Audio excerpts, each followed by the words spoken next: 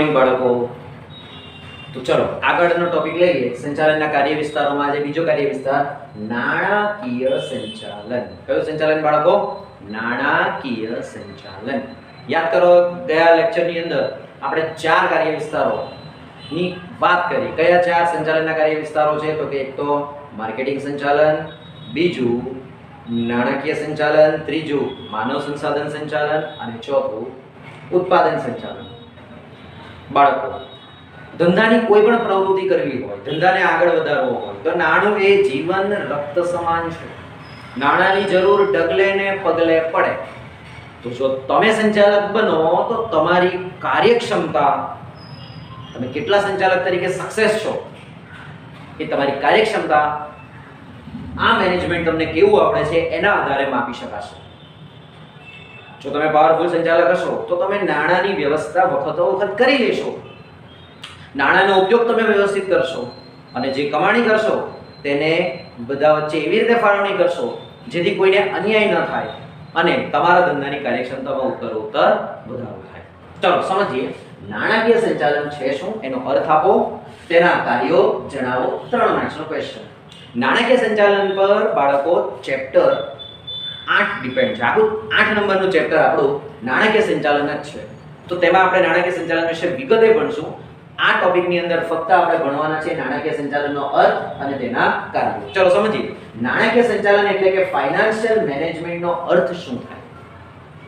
બાળકો, જો તમે નાણાકીય સંચાલક હોવ તો તમારે જાણવું જોઈએ કે ફાઇનાન્શિયલ મેનેજમેન્ટ આખરે છે શું. સમજો, નાણાકીય સંચાલન એટલે નાણાં કાર્યનું સંચાલન. બહુ ઈઝી અર્થ છે. નાણાં કાર્યનું સંચાલન. નાણાં કાર્ય. તો સર નાણાં કાર્ય કોને કહેવાય? નાણાં કાર્યમાં કયા કાર્ય આવે? સમજો, નાણાં કાર્યમાં આવે ધંધાકીય એકમમાં નાણાંની પ્રાપ્તિ કરવાનું કાર્ય, ધંધાકીય એકમમાં નાણાંનો અસરકારક શ્રેષ્ઠ ઉપયોગ કરવાનું કાર્ય, અને જે કમાણી થાય, કંપનીમાં જે કમાણી થાય, ધંધાની જે આવક થાય તે જુદા જુદા પક્ષકારો વચ્ચે ફાળવણી કરવાનું કાર્ય. તો આ કાર્ય છે નાણાં કાર્ય, અને આ કાર્યનું સંચાલન મેનેજમેન્ટ કરવું એટલે જ નાણાકીય સંચાલન. બાળકો, અહીં એક વિધાન સમજવાની જરૂર છે કે નાણું એ ધંધારૂપી શરીરમાં રક્ત સમાન છે અથવા જીવનદાતા રક્ત સમાન છે. સર એટલે શું, જરા સમજાવો તો કે બાળકો, શરીરમાં જેમ રક્તનું સ્થાન છે, લોહીના પરિભ્રમણની આવશ્યકતા હોય છે, તેવી જ રીતે ધંધામાં નાણાંનું પરિભ્રમણ થવું જરૂરી છે.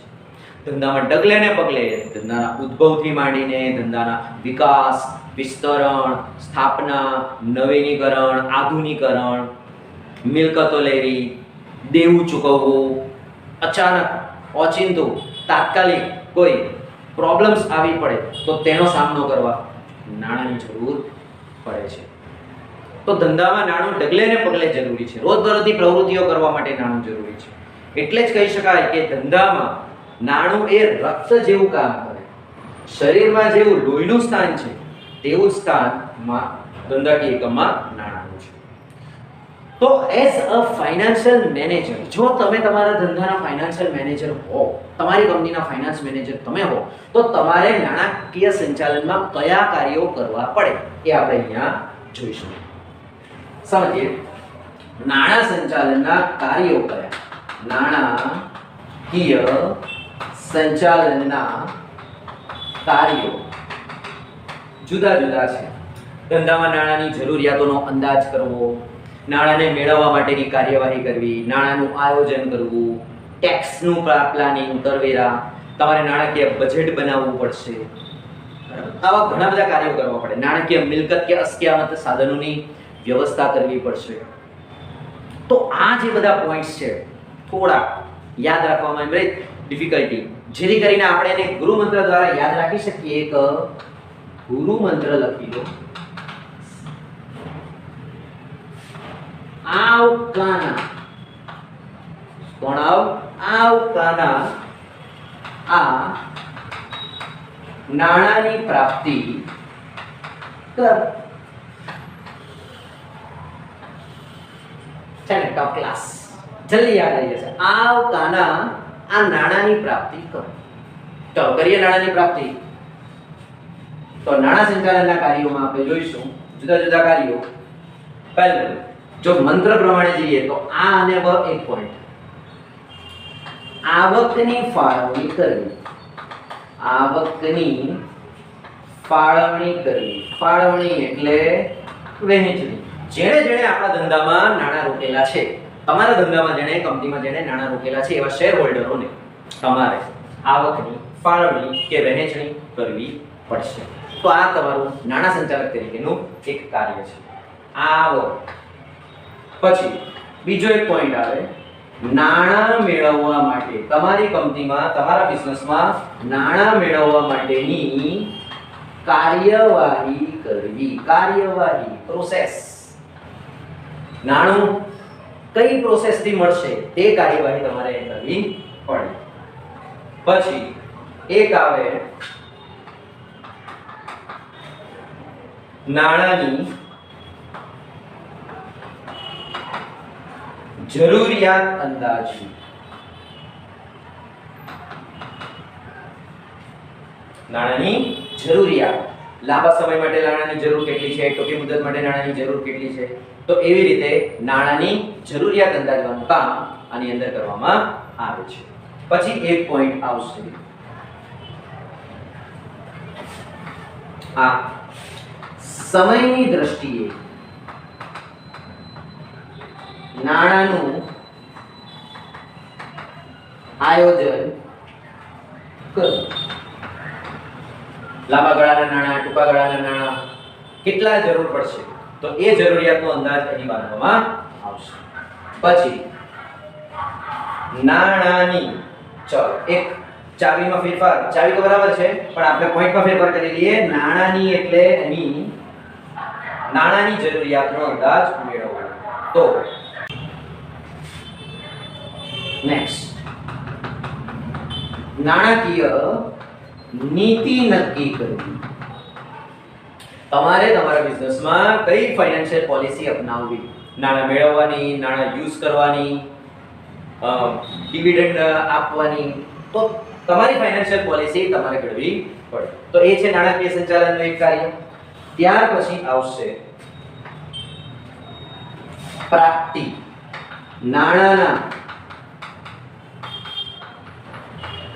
પ્રાપ્તિ સ્થાનો. આને કહેવાય બીજા શબ્દોમાં મૂડી માળખું પસંદ કરવા. હવે નાણાંના પ્રાપ્તિ સ્થાનો કયા? Equity share, preference share, debenture, bond, loan, જુદા જુદા પ્રાપ્તિ સ્થાનો છે. તો કયા પ્રાપ્તિ સ્થાનોએથી કેટલા નાણાં પ્રાપ્ત કરવા, આનું માળખું ઘડવાનું કામ મૂડી માળખાનું છે. એટલે કે નાણાંની પ્રાપ્તિ સ્થાન, નાણાંના પ્રાપ્તિ સ્થાનોનો વિચાર પણ અહીંયા કરવો પડે. પછી એક પોઈન્ટ આવે કરો. કરો એટલે કરવેરાનું આયોજન કરવું. Tax planning. કયું પ્લાનિંગ? Tax planning. બાળકો કંપની સ્વરૂપની અંદર છે ને બહુ મોટા પાયે ટેક્સ ચૂકવવો પડે. લગભગ કંપનીના નફાનો ત્રીજો ભાગ ટેક્સમાં જ જતો રહે. અને એટલે નફાનું ટેક્સ પ્લાનિંગ બહુ વ્યવસ્થિત કરવું પડે. કંપનીએ ટેક્સ પ્લાનિંગ એવી રીતે કરવું કે આવક વધતી હોવા છતાં પ્લાનિંગ કરીને ઓછામાં ઓછો ટેક્સ ભરવાનો આવે. ટેક્સની જવાબદારી રિડ્યુસ કરવી. ટેક્સ ચોરી નહીં, ટેક્સનું પ્લાનિંગ કરવાનું કામ. તો કરવેરાનું આયોજન. બીજા 3 પોઈન્ટ જે અ પરથી આવે છે, આપણે એને અ પરથી યાદ રાખશું. 3 અ વાળા પોઈન્ટ. અ. તો જુઓ, એક પોઈન્ટ અ એટલે નાણાંનું અંદાજપત્ર, ફાઇનાન્શિયલ બજેટ બનાવવું. નાણાકીય અંદાજપત્ર બનાવવું. ધંધામાં કેટલા નાણાં આવશે, કેટલા નાણાં ઉપયોગ થશે, ક્યાં ઉપયોગ થશે, આવકની ફાળવણી કઈ રીતે કરશું. તો બજેટ, ફાઇનાન્શિયલ બજેટ બનાવવાનું કામ નાણાકીય સંચાલકે કરવું પડે. પછી બીજો એક આવે નાણાકીય અંકુશ વ્યવસ્થા ગોઠવવી, ધંધામાં નાણાંનો ઉપયોગ વ્યવસ્થિત કરવો, આવેલા નાણાંનો કે રહેલા નાણાંનો શ્રેષ્ઠ ઉપયોગ કરવો કરકસરયુક્ત, એ કામ નાણાકીય અંકુશ કે કંટ્રોલિંગ છે. તો નાણાકીય અંકુશ રાખવો અને છેલ્લો નાણાકીય અસ્ક્યામતોની વ્યવસ્થા કરવી. અસ્ક્યામતોની વ્યવસ્થા કરવી. બીજો અને ત્રીજો, 3 તો હજુ ઘણા કાર્યો આવે પણ આપણા સિલેબસમાં લિમિટેડ આપેલા છે. ચલો સમજીએ ફટાફટ, રિવાઇઝ કરો. 1 મિનિટ રિવિઝન. ચલો નાણાકીય સંચાલન કોને કહેવાય? ફટાફટ અહીંયા ધ્યાન આપજો. જેણે ધ્યાન નથી આપ્યું એ ભાઈ ધ્યાન આપવા બાજુ ધ્યાન આપો. જેણે ધ્યાન નથી આપ્યું એવા છોકરાઓ પણ રિવિઝન અહીંયા કરી લે ફટાફટ 1 મિનિટ. ચલો સમજો નાણાકીય સંચાલન કોને કહેવાય? Financial management. નાણાકીય સંચાલન એટલે નાણાં કાર્યનું સંચાલન. નાણાં કાર્ય એટલે ધંધામાં નાણાંની પ્રાપ્તિ કરવી, તેનો અસરકારક ઉપયોગ કરવો અને આવકની ફાળવણી જુદા જુદા પક્ષકારો વચ્ચે કરવી. ધંધારૂપી શરીરમાં નાણું રક્ત સમાન છે. ધંધામાં ડગલે ને પગલે નાણાંની જરૂર પડે. તો એક સંચાલક તરીકે તમારે કયા નાણાં સંચાલનના કાર્યો કરવા પડે? તો કે ગૃહમંત્ર આવ કાના આ નાણાંની પ્રાપ્તિ કર. ચલો સમજીએ. આ એટલે ફટાફટ આવકની ફાળવણી. આવ એટલે ચલો પછી આવે આવ કાના કા નાણાં મેળવવા માટેની કાર્યવાહી. ના એટલે નાણાકીય નીતિ નક્કી કરવી. અહીંયા ઉલટ સુલટ આપણે પોઈન્ટ કરેલો છે, એમાં યાદ હોય તો તમને. આવ કાના પછી આવે આ ફરીથી આ સમયની દ્રષ્ટિએ નાણાંનું આયોજન કરવું. પછી નાણાંની એટલે કે નાણાંની જરૂરિયાત અંદાજવી. પછી પ્રાપ્તિ, જુદા જુદા પ્રાપ્તિ સ્થાનો કે મૂડી માળખાનો વિચાર કરવો કે નાણું ક્યાંથી લાવશો, મૂડી ક્યાંથી મળશે. પછી કરવેરાનું આયોજન. 3 અંદાજપત્ર બનાવવા, અસ્ક્યામતોની વ્યવસ્થા અને નાણાકીય અંકુશની વ્યવસ્થા. તો આ છે નાણાકીય સંચાલન. હોમવર્ક લખી લેવું. નાણાકીય સંચાલનનો અર્થ આપો. સવાલ 1 ટૂંકો સવાલ. પછી એક વિધાન, ધંધારૂપી શરીરમાં નાણું રક્ત સમાન છે. આ વિધાન છે તો આ વિધાનનો જવાબ લખવાનો. બસ, બીજું તો કઈ ખાસ આની અંદર આવતું નથી શોર્ટ ક્વેશ્ચનમાં. ઓકે, તો ચલો આવતા લેક્ચરની અંદર ફરીથી નવો ટોપિક આપણે લઈને આવશું. અસ્તુ. હા, અભ્યાસ ચાલુ રાખજો. આ વિડીયોને પોઝ કરીને રિપીટેડલી, પહેલા તો કોપી કરીને રિપીટેડલી જોતા રહો. 2-3 વાર જોશો, 2 વાર જોશો, તમને ઘણો બધો ખ્યાલ આવી જશે. અને ન આવે તો આપણે જ્યારે મુલાકાત થશે ત્યારે હું તમને સોલ્યુશન એનું આપીશ. તો નવો ટોપિક આપણે લઈશું નવા લેક્ચરમાં. Okay, thank you. અસ્તુ.